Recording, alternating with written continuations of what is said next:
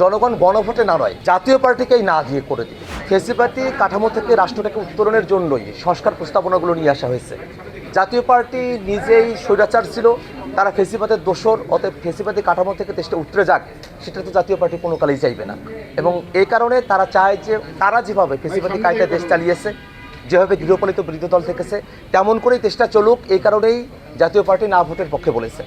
তারা জানে না ভোটের পক্ষে যদি এখানে তারা তাদের সমর্থন নিয়ে আসে, এটা কোনোভাবেই তারা এটাকে ফলপ্রসূ করতে পারবে না। বাংলাদেশের জনগণ কোনোভাবেই না ভোটকে সমর্থন করছে না।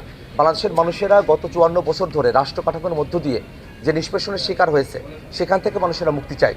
মানুষেরা একক কর্তৃত্বের বা একনায়কতান্ত্রিক যে রাষ্ট্র ব্যবস্থা, তার বাইরে এসে একটা অংশগ্রহণমূলক রাষ্ট্র ব্যবস্থা প্রত্যাশা করে।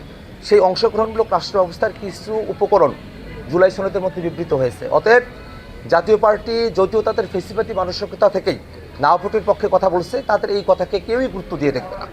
এবং আমরা মনে করি যে এই জাতীয় পার্টি না ভোটের ক্যাম্পেইন করার মধ্য দিয়ে তাদের যে ফেসিবাদী চরিত্র, সেটা আবারও নগ্নভাবে তারা জাতির সামনে প্রকাশ করেছে। এবং এই না ভোটের কথা বলাটা শুধু তাদেরকে, তারা গণভোটে যে না ভোটের কথা বলছে, জনগণ গণভোটে না নয়, জাতীয় পার্টিকেই না দিয়ে করে দিবে।